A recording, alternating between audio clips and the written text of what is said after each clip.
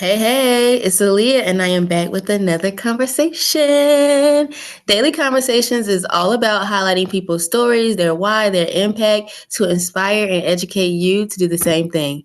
Because honestly, we are not all going to be millionaires. I'm not going to say that. I'm not going to claim that. But what I will say is that right now, not everyone is a millionaire, right? But we still got to do the work. And there are people that are still doing the work without the millions of dollars and without the influence and without the all the things, right? And I feel like that's important to highlight those people. So we have a guest. We always have a guest, but every guest is special. So we have a special guest. I would love for you to introduce yourself. Tell us who you are, something interesting about yourself, and what you do. Hey everyone, Dr. Jéri L. Ogden here. I wear many hats. I have lots of jobs, but today we're going to spend some time talking about She Blooms, Black leaders offering opportunities for mentorship and sisterhood, which is an affinity space I cultivated. Something interesting about me, I am striving for 40 countries before 40, and I'm almost there. I'm 38. I'll be 39 in December. And I'm at country 35 and I'll check off 36 and 37 before the end of the calendar year. And what was the other question? What do I do? I did that part. Okay. Well, also former classroom teacher, still work in education and the education nonprofit space. Wow, look, you just shocked me with the 40 countries under 40. Okay, like that's a big goal. First of all, I love that. I absolutely love that. Second of all, you do not look 39 at all. So I 38, was soon to be 39, but 38. yes. Okay, you don't look 38 at all. So I was just really Thank you. shocked. Wow. Can you just tell me a couple countries you've been to? Yeah, so last summer, May 2024, I finished my dissertation, graduated, all of that jazz. So for part of my graduation gift, I went to Rwanda and I went to Tanzania, specifically in Zanzibar. So those are two countries I've been to. I would love to split my time between the US and Belize. I love Belize. Cartagena, Colombia is a wonderful place. So I've been a few places. Yeah. Yeah, okay. Look, I'm living through you because I haven't traveled. I'm not well traveled, but I'm a little traveled. I've been to maybe one country, two countries. That's fine. Honestly, travel is what we make it, right? Like there's a lot of places in the US that I haven't been to, and I have friends who've been to all 50 states, right? So it's travel is what we make it. Yeah. Yeah, that's very true. Okay, that's very true. I love that. And you also stated that you were educator. I would love for you to talk about your educational journey. Like, how did you get into education, and how did it lead you to starting She Blooms? Oh, this is a story for you. So I'm a fourth generation educator. My grandparents, my mom. Okay, so let's back up. My mom works in education now. She didn't start off that way, but she works in education. She's a phenomenal administrative assistant for a school district where she works with like the director of special needs, like their special needs department. Then my sister's educator, my aunt, all those folks, right? My grandparents are educators. My grandfather was the first Black teacher hired in the district that he worked in and later retired from as assistant superintendent. And then his mom taught piano and music and those sort of things. So I ran from education originally. Everyone in my family's a teacher. I was like, oh, I'm going to be a lawyer and I'm going to help, kids in the juvenile system. And I had an internship. I went to Howard. I'm from Pittsburgh originally, went to Howard for undergrad and came back to Pittsburgh the summer between freshman and sophomore year. Where I had an internship in family court, and I met all of these kids who were there because of truancy or fights in school, and just all of these things. And sort of a light bulb went off that said, oh, if they had good teachers, maybe they wouldn't have been here in this part of the system. So I decided to go into education. I taught pre-K and kindergarten.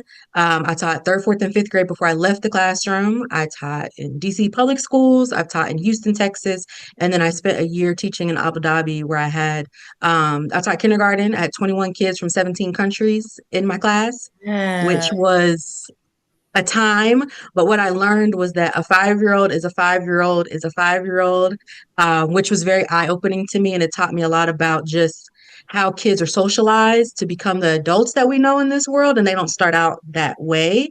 So then when I came back to the States, I was still teaching in Houston. And then I left Houston to run a teacher residency program which was how I got into the nonprofit space. And while in the nonprofit space, I was working with a lot of school administrators and sort of reflecting on my own time in the classroom. You know, when you're a teacher that has good classroom management and great relationships with parents, you sort of start getting pushed into administration, which wasn't what I wanted to do. I didn't want to be a principal. I felt that that was too far away from kids.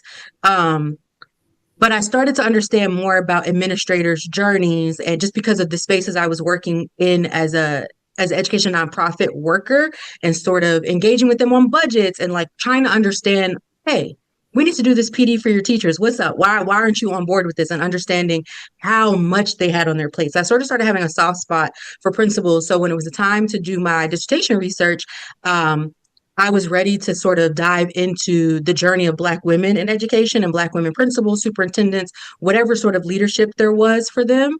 And that work around Black women principals and burnout and the interviews I did and the stories I heard led to me starting and cultivating She Blooms as an affinity space for Black women principals in particular, which has now expanded to Black women in education at all levels. So in our affinity space, we have a group me, and there are higher ed administrators, professors, kindergarten teachers, principals, special education coordinators, just all of these Black women who are in education in some capacity in She Blooms. And we're really looking to like hold each other accountable for self-care, have mentorship with one another, engage in conversations that aren't happening anywhere else because our journey is so unique as Black women. And hopefully in the fall, you know, the plan is to all of us to get together. Right now we're virtual with people from all across the United States, and in the fall hoping to bring us together for an in-person summit and time to spend together in sisterhood. So that's the goal, and that's sort of how I got there. But the journey started way before I was even born, honestly, because being an educator is my family's legacy, truly. Wow, that's beautiful. Listen, I feel like we have so much in common because it's the same thing. Like all of my aunts are educators. When I look at, I'm like, oh, my aunt, she's a teacher, and this aunt is a teacher. Like, how? Why everybody Yep. teaching? Yep. There's something to be said about Black folks and teaching. Honestly, we have a long history of being in education. For a lot of us, you know, if we were able to go to college, education was the major, it was the job, it was a very respectable, hardworking, but like you made it, you know, like everyone, my grandparents, all of their friends are educators. Like I grew up in the Black church, of course, around just everyone who was teachers. And a lot of those people were people who were pillars in the community. Like they were the ones who were doing community service. They were educators Monday through Friday, but they also were running like the garden club and the debutante ball, and they were president of the NAACP, and they, you know, all of those things in the community. But education, the schoolhouse in particular, and the church worked hand in hand as being those central locations in the community. But we Black folks were teachers for a long time, and Leslie T. Fenwick writes an amazing book called Jim Crow's Pink Slip, pardon me, and it's about the decimation of the Black teacher education workforce once Brown versus Board came to be. So Brown versus Board was there, and there were Black schools and there were Black principals and Black teachers, and when schools became integrated, there was nothing to do with those educators. So that is how we started losing. Really, we've never recovered from that becoming our reality. Is that, you know, if you had all of these all Black schools with all these Black teachers, but now they're integrating into the kids are going to, you know, white schools. Formerly, you may get one or two of those Black teachers that gets to go over and now teach at what was formerly a white school. So where did all of those other educators go? And if you don't have educators to see, it's hard to become what you can't see, right? So if we're going to school, how many Black teachers did you have growing up in school, right? So if you're going to school and not seeing a bunch of Black teachers, that no longer becomes a viable, like, career for you anymore. You know, like there's a long history around Black folks in education and why we only make up 7% of the teacher workforce now. There's a long history there. Yeah. I sort of went on a tangent. I apologize. This is like my like hill I will die on. Anytime anyone gives me a chance to talk about being a Black educator, I'm like, well, actually in 1950, you know, like I'm sorry. No, that's actually really good. I think that it's important for you know, us, everybody, but us especially to know our history and where we come from. And it doesn't have to go back that far. Like you said, my aunts and my grandparents, they were educators and they taught. And like you said, we used to teach ourselves all the time, you know, so education has always been important. But like you said, and it's funny that you said that we've never recovered from that. And honestly, I never even thought about it. Like I never really went back and thought about this. But even throughout my journey of public schooling, like you said, I didn't have a lot of Black teachers. I can remember counting maybe one or two or three, within my lifetime of going to school, 4, 5, but that's within a 13 span. That's a long time not to have, to see consistently someone that looks like you as a teacher. And that's crazy. I'm gonna have to do my research on that because wow. And that was one reason why I wanted to actually go into teaching. Because I'm like, well, I didn't really have teachers that look like me. And this is the way that I would have wanted to be treated as a teacher. So maybe I could have an impact on kids and do the same thing. Right. But ultimately, you decided to leave the classroom and get into nonprofit space and get into creating She Bloom.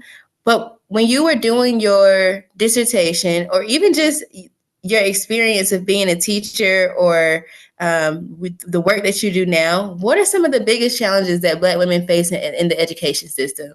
I think one of the biggest, and I think a lot of educators face this, but this is sort of what we have named in the research academia space for Black women. It's called other mothering. So Black women are never just mothering their own children if they are mothers by giving birth. There are other mothering communities, right? So what that means is that in the education space, you're not just going to be the teacher to the 20 kids in your classroom, right? Like you become the counselor, the nurse, the financial assistant, like all of these things in addition to what we call the Black tax, right? So whenever, again, I talked earlier about having like good classroom management, good relationships, what that means is that your administrators and your other teachers notice that also. So then you become sort of responsible for all of the Black kids in your school. Like, especially if you're one of few Black teachers in your school, they start sending you up, go see Miss Ogden, go see Miss Ogden. I remember my second year of teaching.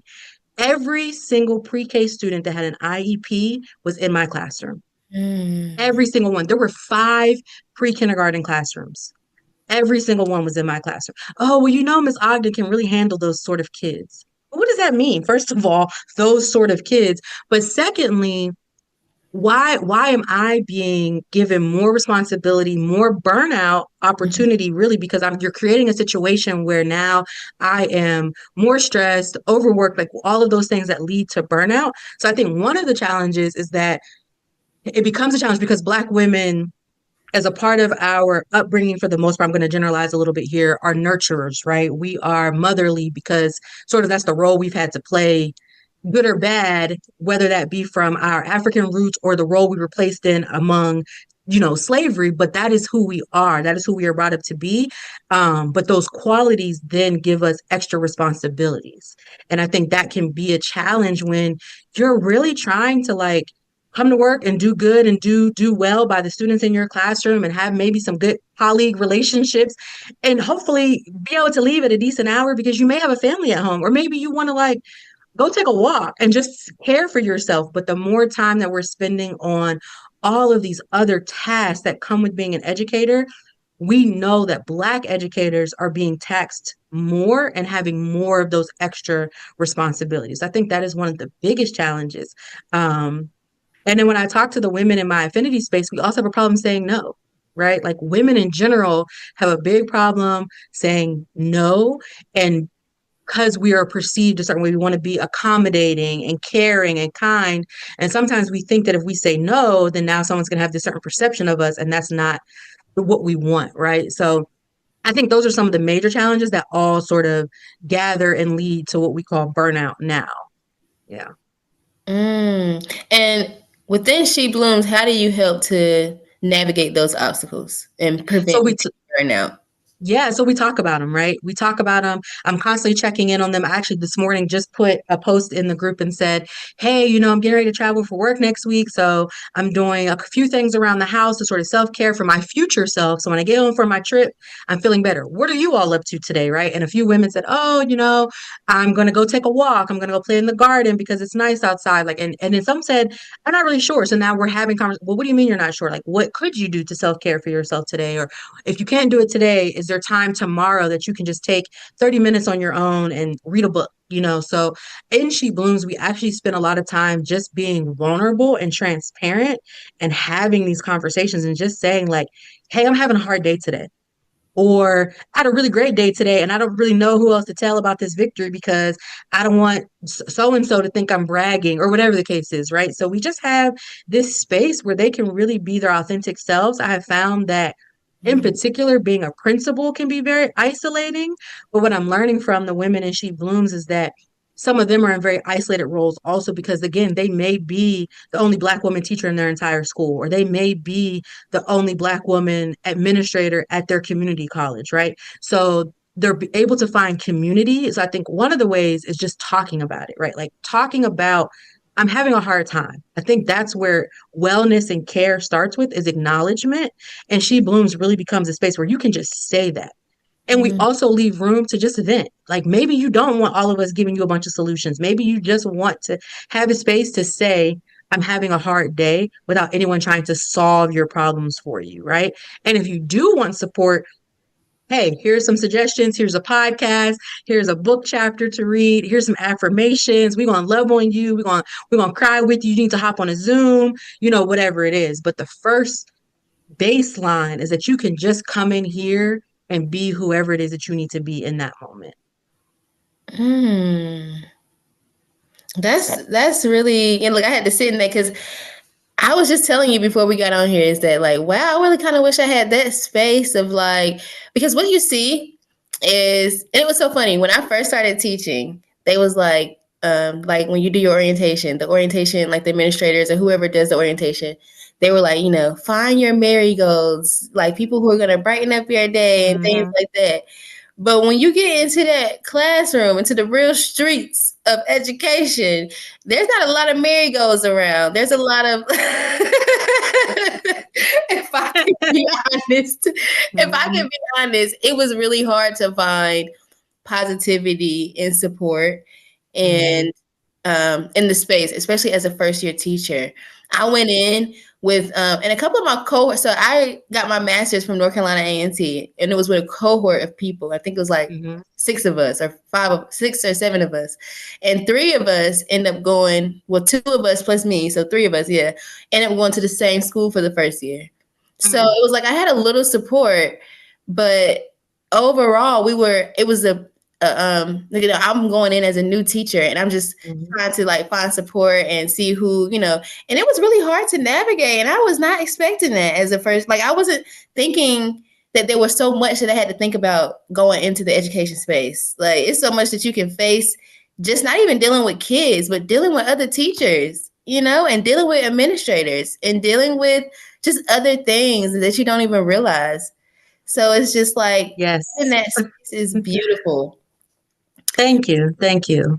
Yeah. I, Because it is hard. It's hard. It's really hard to wake up every day and, like you said, go to this environment that may not be supportive, that may not be, at my first year teaching, I was new. So there was, I taught in DC public schools. I went to Howard. So that's already sort of like there's a DC Washingtonians, which are folks who are from DC, traditional, and Howard don't always have the best relationship. Howard is sort of isolated. So if you're not like in the community, they sort of see you as uppity or bougie, like whatever, all of those words. So, I taught east of the river at an all Black school. And, so it was, oh, Miss Ogden gonna come in here with her fancy Howard degree and tell us and I was like, it don't even got to be like that. Let's have a right. relationship. But I remember working with they were long time teachers were from DC, have been teaching 20, 30 years. And I'm coming in here, bright eyed, bushy tail first year teacher. Let's try this. And they're like, girl, No. I've been working at this school for 20 years, and I'm gonna tell you right now that ain't going. And I was like, dang, so defeated, so deflated. Like we can't even try. But I will say one victory was that there were small incremental things that I got some of my old school teachers, my OGs, to be like, you know what, Miss Ogden, I do like that little bulletin board thing you put together, or I do like, this newsletter you sent home, or that chant you taught the kids. So there was some wins. I was at that school for 2 years. There were some wins towards the end, but that first year, woo. Do you specifically have do you specifically work with first year teachers? Like, do you have a program for first year teachers? I don't have a specific program for first year teachers, but I'm always looking out for first year teachers. I'm always engaging, like, not even necessarily particularly first year, but usually those first 3 to 5 years, I'm trying to like catch them and like, hey, what's going on? Do you have a mentor? Do you need someone to talk to? But I do try to engage with first year teachers as much as I can. And when I come across them, I'm always actually in this stage, I would say since 2020, I'm always excited to meet folks who are like, oh, I'm in my first year, I'm in my second year. I'm like, wow, you went into teaching after COVID. Bless you. And shout out to you because I didn't teach during COVID. I can only know based on what my friends have told me that it was just different. I can see that we are in a totally different world in education right now. But to meet young people, I sound so old when I say that, to meet young people still willing to like be an education major in college and go into education in this stage, I'm always impressed. I am like seeking them, but I don't necessarily advertise. But when I come across first year teachers, I'm like, let me hold you up under my wing and make sure you have some guidance and a good mentor because that is key. It really is. Right. Before I actually get into talking about the importance of mentorship, right? I've been reflecting on this because it's just something that happened on my experience, and I kind of want to know, like, how have you dealt with conflict with other teachers? I did have conflict with teachers, right? Like especially some of my other Black coworkers, because again, when I first started working at the first school I worked at, I came in there with all these bright ideas, and this was an all Black school, mostly Black staff. So some of them were like, okay, we're all pre-K teachers together. Let's do this. And others were like, no, Ogden, you do too much. Right. Right. And I'm like, no, this is beneficial. I read this latest article that says this and this. And for the most part, we never had conflict that was to the point where we couldn't get along or not speak. We just had different philosophies and we sort of, you do you, I do me. And now these are things that we're going to do together. And I think one of the things was keeping in mind that the children were what was important to us. And that was that. Now, I have had conflict with other educators who were not Black that did not turn out that way, right? Like I also worked in the school at the height of Trayvon Martin with an educator whose husband was so that created all sorts of conversations that would happen in the teacher's lounge that I would either one exit from because what I'm not going to do is put myself in a position to be seen as all these words that Black women get when they get sort of passionate about a project. Now I'm aggressive. And I was like, I'm not even going to allow you to paint me in that way. So there were some conversations I exited, and there were other conversations that I had, hey, let's talk about this after school because right now this is lunch and I got to go back to my kids and I can't go back to my students with this mindset, but I do want to have a conversation with you about this, but it can't happen right now, right? So there were some boundaries essentially that I just had to put into place when conversations became too, what I would feel were too inappropriate for the school place at that time. I also have a lot of like I personally have a lot of boundaries around how I interact with who I consider my colleagues. I had colleagues who have become friends? Yes, but I don't go into situations where these teachers, this is my family. I don't operate from that. I think that can be a very toxic work environment when you start labeling family to it, because then it creates an expectation of how you engage and behave with folks. And at the end of the day, I'm not going home to y'all, right? Like I have to go home to my family and I can't compromise that with what you are trying to create as a family situation when it's not, especially not when you, principal person, are not my parent, but you have power over me. So it can't be a family dynamic, right? So I don't know. I had a lot of boundaries around workplace things that I engaged in and didn't engage in, whether my colleagues were Black or not Black. Um, but I did enjoy the schools that I worked at where there were more than just a few of us. I think there were times when we could sort of come together and not have to explain certain things to each other. We just sort of spoke in a way that was like, I get it, without having to be like, hey, and run you through A, B, and C why I'm annoyed by certain situations. So I did appreciate that camaraderie in that way. Yeah. How do you feel mentorship, um, like the importance of mentorship in education, especially for Black women? Yeah. I think mentorship is one of the most important key elements to being a Black educator, in particular a Black woman in education. I think that who is at the table matters. And I think how you get to that table matters. I think it's important to have people say your name in rooms that you're not in. I think it's important for when situations like this come up to be able to go to an impartial person and be like, hey, or someone who's more experienced to say like, hey, what is this? Or just the little things like, hey, it's report card time. How do I do this? Right. So for me, mentorship matters in a lot of ways. And I think there are different mentors for different things. There's a mentor that is that person that's going to help bring you up the ladder, right? Like so that person that's like a few steps ahead of you in a journey or in a career that you admire, you're interested in, that's that person. That's the person that's like, "Oh, you know what? I saw this leadership opportunity and I put your name down for it. You're going to get an email from them, right?" I have a mentor like that, and I appreciate all the times that she signs me up to present somewhere or submit a proposal somewhere. She has helped me to like literally in my consulting business change my prices. She's like, girl, no, they got the bag and you need to make your prices more expensive. So there's that mentor. There's the mentor that is sort of maybe 1 to 2 years ahead of you that like you're a first year teacher, they're a third year teacher. So they're like, oh yeah, I did all these things 2 years ago and they have all the knowledge and they're really excited about sharing it with you. And I think that's a great opportunity. They're sort of like, if we're thinking about the family analogy again, like that big sister, big brother kind of situation, I think those mentors are great. And then you sort of just have like the mentorship that is intergenerational or accountable on both ends. Like you are accountability partners, maybe more than mentors, mentor to mentee, but it's accountability. Like they're sharing their goals with you, you're sharing your goals with them. And then maybe you all check in every couple weeks to talk about, okay, you know what? I said I was going to close my laptop every day at 4:30. I said I was going to go for a walk 3 times a week, like whatever that looks like. So I think there's a lot of different ways that mentorship can show up. Um, and then there's unofficial mentors. Like there are people who have told me, oh, Dr. Ogden, you're like my unofficial mentor. I've seen you do this, this, and this, and I admire you so much. And I'm like, that's amazing.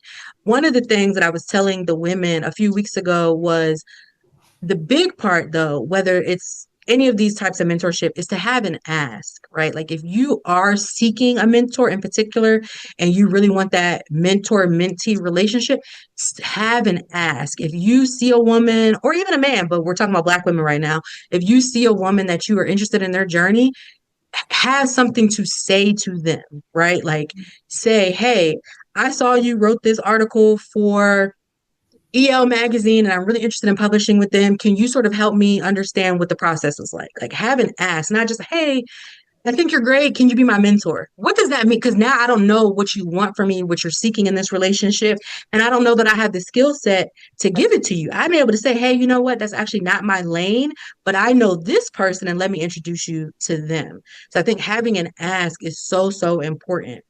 When I was doing my dissertation work, I reached out to Dr. Leslie T. Fenwick. She is the Dean Emeritus at Howard University School of Education. She wrote this book that was literally the anchor text for my dissertation. And I emailed her and I said, hey, I would love if you could be on my dissertation committee. I know you're in the middle of a book tour, so this is probably a big ask, but I just want to put it out there.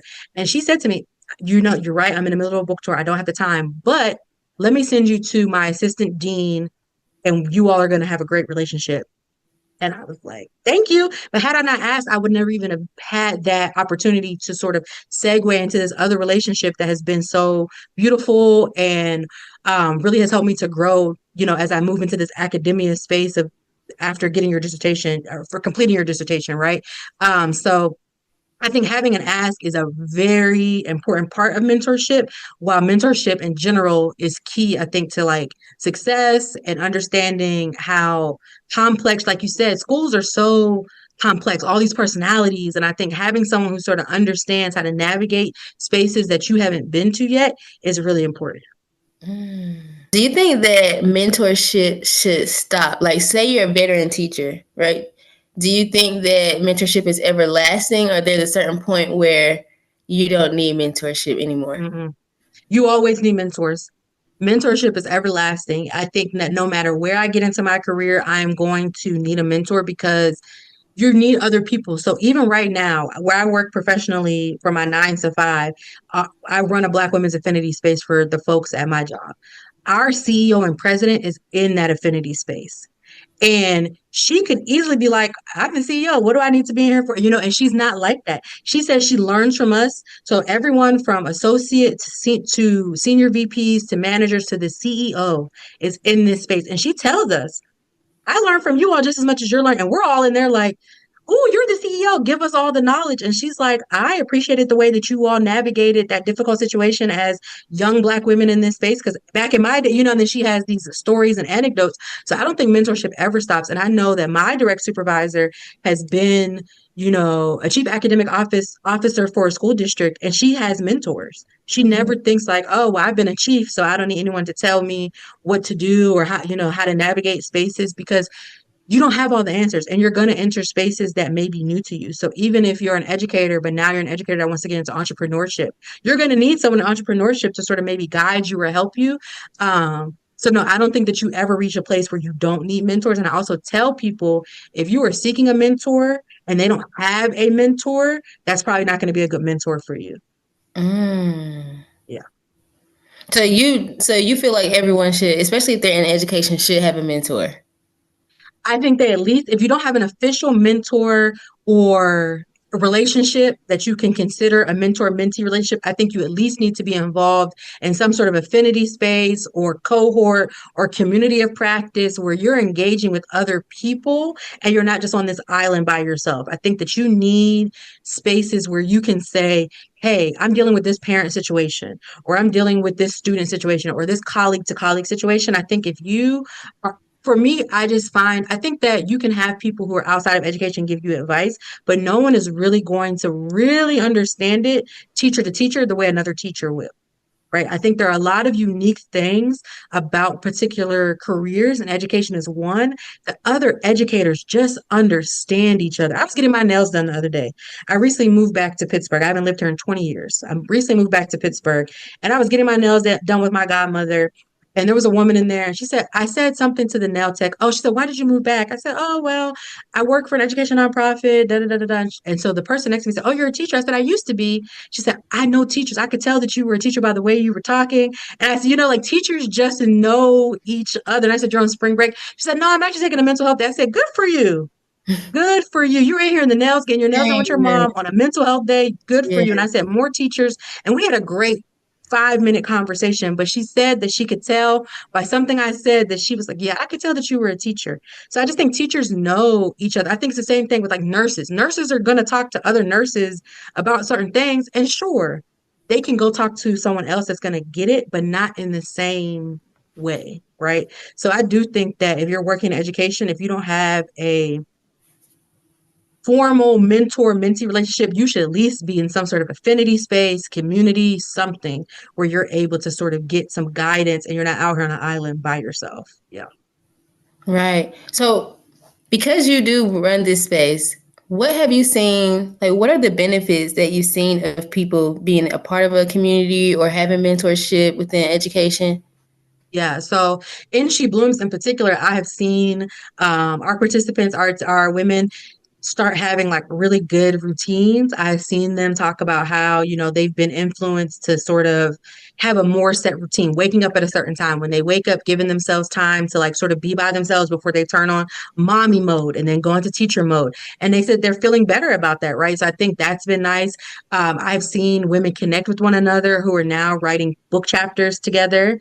I've seen women in this space help each other with their resumes, and people are now on finding new jobs and making connections, networking in that way. So I've seen a lot of one-to-one, two-to-one relationships blossoming in She Blooms. In our group me, we have about 60, 65 women in there, and there are different subcategories. So there are some women who are in there talking about elementary education or higher ed and all of these different things. And we were seeing a lot of different connections happening across this space. I think mentorship in general, the benefits I have seen, like I said, I have been placed into rooms I didn't even know people knew my name, right? Like I have secured contracts with school districts and I'm like, how did you find me? Oh, well, so and so.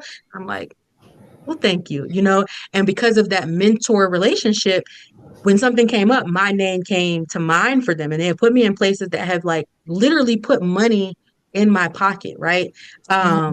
I've had opportunities to go to conferences, to trips, places I wouldn't even have explored had I not been connected to these people. So I think that there's a lot of great benefits. But I'm really digging right now the wellness benefits I'm seeing from affinity spaces and mentorship and community, because I think that's important. Teacher wellness is so important. Yeah. Can you just speak a little bit more about teacher wellness and like the impact that it has on teaching in the Yeah, class? so I think when teachers are well, they stay longer, right? And we know that uh, we know that having um, the same teacher workforce over and over in a school has great impact on those students. So when you have a kindergarten teacher and then you go to first grade, but you still see your kindergarten teacher, we know that that relationship matters, right? When you go to second grade and you still see your first and kindergarten teacher, those relationships matter. You're creating a community not only among those students and teachers, but among those families. Because now you have families that are like, oh yeah, Miss Ogden, I had her when my son was in kindergarten and my daughter was and that relationship matters. So when teachers are well, one, they stay. So that's like the biggest thing, right? They stay. There's a teacher shortage. So when Mm-hmm. teachers are well, they stay. I think also when teachers are well, students are learn better, right? Because you're coming into a space where you are fully ready to engage with students. You're fully ready to model for them certain behaviors, certain ways to engage with one another, ways to take care of themselves. So you're also then impacting how these students show up into spaces, right? And then lastly, we see less less mental, less barriers and health situations among teachers who are well, right? So teachers who are not well, there's data that shows that they suffer from higher blood pressure, they suffer from anxiety, depression, they suffer from nervousness, like all anxiety, all of these different things that impact. So when you're able to sort of get to a baseline. And that's not to say that teaching is not stressful. It is. It is a stressful job because it is a one-to-one care position, right? Like social workers, nurses, you're going to be stressed, but you should not be burned out. Burnout should not be your baseline. And burnout is a chronic feeling of like despair, exhaustion, wanting to give up. That is not normal. Is it normal to be like, ooh, man, my kids have testing coming up. I'm really nervous for them. Yes, that is a normal feeling to feel. Testing is a big deal in a lot of states, right? That is a normal thing to feel. What you should not feel every day is dread. You should not wake up every day and have to like kill yourself out of bed to go to work. That is not a well teacher. Mm-mm. Why do you feel like there is so much burnout? Like, where is this coming from? Whew, that's a whole other podcast. But what I will say is that the system is broken. Right. So teachers are burned out because salaries are low, because they are teaching to whatever the state has decided they need to teach that week, that year, that month, right? Like, so there is no consistency. All of these top down things are coming down. Their teachers are under so much pressure. It is very rare that you meet a teacher who can lesson plan, come into the classroom, teach that lesson, go to lunch, have a bathroom break, go home. That is not how schools run these days, right? So you have all of these other pressures, budgets that are being cut, standards that are being changed, mandates, testing and your job hangs on whether or not your students get this grade or this score on a test.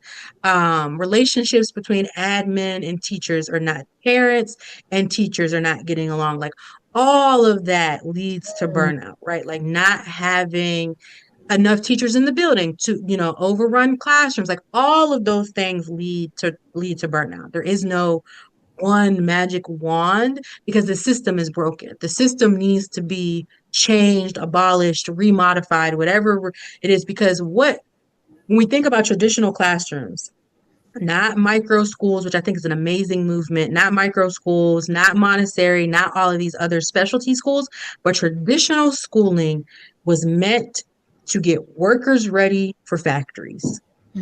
That's what it was meant to do. It was to get kids ready to conform to society. And at the time, when we think about modern teaching, modern education system is from when factory work was everyone's main way of making money, essentially, which is why we have rows, which is why we walk in straight lines, which is why we expect certain rules to be followed, which is why we have a hierarchical framework, like because that is what education was meant to do. You weren't really necessarily learning new ideas, you were learning how to be in society.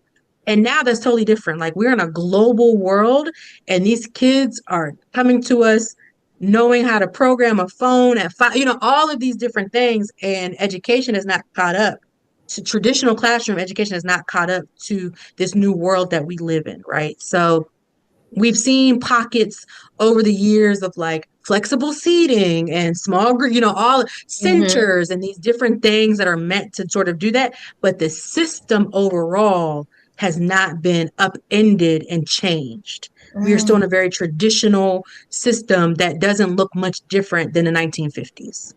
And it's so true. It's the same, and it's so funny because I always tell parents this, especially as a homeschooling parent, when they kind of ask me like, why you want to homeschool? I'm like, I just want my daughter to have a different education. She's literally gonna be doing the same thing that I did when I was in school, Mhm. And don't get me wrong, I appreciate my education, and education is important to me, but there are so many things that I could have done more. Like I feel like there was so much more to my education that I could have done. And now, and don't get me wrong, I'm still learning to this day. Like I'm a life learner, so I'm still growing. But that's a sweet pocket when you're a kid. It's so much you can Mhm. soak in. It's harder as an adult to learn, and we got all this other stuff. But what changes do you feel like need to happen in order to, I guess, support Black women in education? Mhm. Yeah, I think one, there needs to be intentional efforts around recruitment and retainment because I think there are great programs that are recruiting teachers of color, Black teachers, Black women educators. There's great programs that are recruiting us. There's not a lot of effort once we get into the school system to keep us there, right? Mm-hmm. And teacher turnover is just high. Like there's just not, especially Black educators. So there's just not a lot of effort to keep us there. And I think what that looks like is understanding, for example, the income to debt ratio that a lot of Black educators are going to come with, right? So as a Black person, you're more likely to have school debt. So if I have school debt, I can't really be entering a career that's not going to pay well. And we know that the average salary for teachers across America is not great, right? So even if you do work in a school district that pays more, you probably also have a higher cost of living. So sure, I made a great salary working in DC public schools. I also lived in the DC area, which meant my cost of living was much higher, right? So until you get to a certain spot, it wasn't until I taught in Houston because I had reached a certain salary level that they couldn't pay me less that I saw some benefits because then my cost of living was lower, right? But that same salary in DC would have been, I got to hustle. Like, how many teachers do we know also bartend on the side or Mm-hmm. tutor on the side or work at a coffee shop on the week, like whatever it is, right? Like many teachers are not just working as educators. So like, let's start there, right? And we know that Black folks have this data says this isn't me just making this up. Anyone can go look this up that Black teachers are coming into the workforce with more debt and more financial responsibility, which is one that financial responsibility is a big piece of why we cannot get Black male educators to stay because they have financial responsibilities, husbands, fathers. So they're expected to be providing. The education is not the pathway that is going to help them in the ways that we expect it to be, right? Um, so I think that there needs to be more intentional efforts around one teacher salary. And that's across the board, not just for Black educators, but in particular for Black educators, Black women who are also probably going to be mothers or looking to get married or looking to become mothers. And they're going to be expecting and needing a certain salary, right? Other things that are, I think, important is actual, again, back to mentorship, like where we know a lot of we first of all, women make up most of the teacher workforce, but we do not make up the majority of the administrative workforce. So even though 54% of educators are women, I think it's like 11% are principals. So we also are not given opportunities to move up in leadership, which then provides greater salary, all of those things, right? So we sort of get stuck at this teacher level, maybe instructional coach, assistant principal, but we're not going to be principal, right? And if we are, it takes us a long time to get there. And if we get there, we're often given what we call a glass cliff situation. So a glass cliff situation is this precarious situation that is likely not to succeed. So that means you're going to the school that's already failing, the school that has a high teacher turnover. So then when it doesn't succeed, they can say, "Oh, well, I let her become a principal." Sure, but did you give me an opportunity to actually succeed as a principal, right? Mhm. And so those things are not considered. And I think we need to do more intentional efforts to one, train educators that are culturally responsive, right? Two, teacher salary has to increase across the country, and the money is there. The teacher salary has to increase across the country, and then intentional mentorship and leadership opportunities that allow teachers, Black women teachers, to move up the ranks if they so desire. Yes, listen, I love all of that because literally, as you were speaking, I witnessed these things in education. Like I see the the minimal Black women principals, and like you said, if they are at the worst schools in the district, and it's just like wow, it's just crazy that you're like this is research. Like these are real life experiences that are going on, and you see it every day, and it's just like you just like you said, the system is broken. You can literally see it, and if you're not And educated on it, you won't know. And of course, there are anomalies, right? Like when we look at Maryland and Prince George's County, for example, we see all sorts of Black teachers at all levels. We see Black principals, Black women in those positions, but also then you have to break down that we also know Prince George's County is one of when you look at the list of the 10 Black richest counties in or cities in America. Most of that list of the 10, most of those counties and cities are in the state of Maryland. So now we're talking about something totally different. Like when I did my dissertation research, I focused on the Mid Atlantic region. So Pennsylvania, New York, New Jersey, Delaware, Maryland, Virginia, and West Virginia, those 7 states. I could not find a Black woman principal anywhere in the state of West Virginia. I scoured their largest school districts' websites. I found assistant Black women principals, but could not find a single Black woman principal in the state of West Virginia. So, sure, we have these anomalies like Prince George's County, but we also have the reality of the state of West Virginia where there are no Black women principals, probably. And I hope a listener can tell me, actually, Dr. Ogden, I'm a Black woman principal in West Virginia. I would love to meet you, right?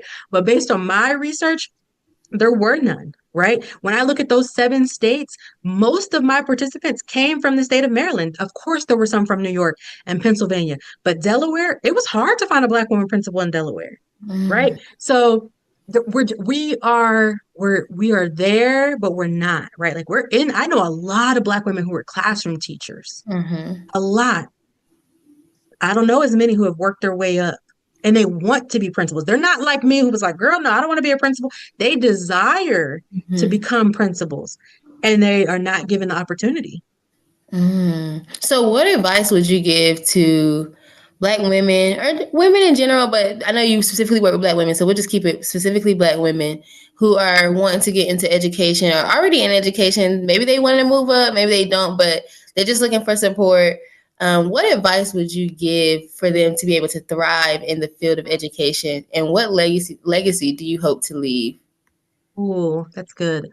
Um, my advice would be one, find your people, find your community, right? So if you're in a school district as a Black woman teacher and you're looking to move up and you don't see a lot of Black women principals or other educators, counselors, whatever the case is, find your community, especially with the internet, right? Like join She Blooms, go to jeriogden.com/she dash blooms and I'll hook you up, right?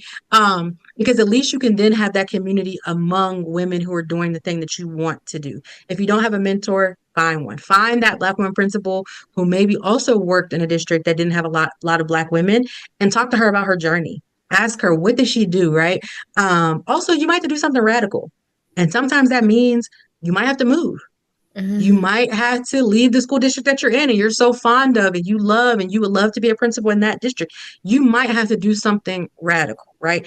Now, take this with a grain of salt. This is also coming from a person who decided literally after a breakup, I'm going to move across the world and I moved to Abu Dhabi sight unseen. So take my with a grain of salt because I be just getting ideas and doing it, right? But whatever radical is to you, you might have to do that, right? Those are my pieces of advice. And I would say my legacy, man, I hope that my legacy is that people can say that something I touched changed their life. They don't got to say I changed their life, but I hope that they can say, oh man, I went to this workshop one time and it was about how to say no. And it really changed my life. Or I listened to this podcast and this teacher was on there talking about how she was going to 40 countries before she turned 40. And I decided to go on a solo trip, right? Like you don't got to call my name, but I hope that something I have touched changes lives. Yeah. Mm. That was so beautiful, you all. Thank you. Thank you so much, Jéri. Well, do I call you doctor? We friends. You can call me Jeree. Listen, I always say, like, I love it. If you work the hard, I will call you whatever you desire. I love to see Doctor in anyone's name. I will call you Dr. Jéri. Okay. And we could be friends and I will still call you Dr. Jéri. Okay. Um, Thank you. you all, this is Dr. Jéri sharing her passion and love for empowering Black women to thrive in education, to have mentorship, and to be a mentor if you need it. So, how can the people, and I know you said it before, but say it again, how can we all find you if we need some mentorship?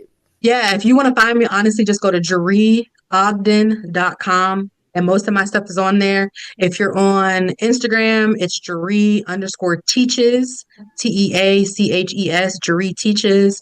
I don't really be on that place that we used to call Twitter, but it's over there too. On Threads, it's the same thing, Jéri_teaches. But yeah, if you go to JeriOgden.com, you can usually find me there. All right. So follow that link, JeriOgden.com. Check her out, you all. This was another episode of Daily Conversations. Don't forget to like and subscribe, and I will see you on the next episode. Peace.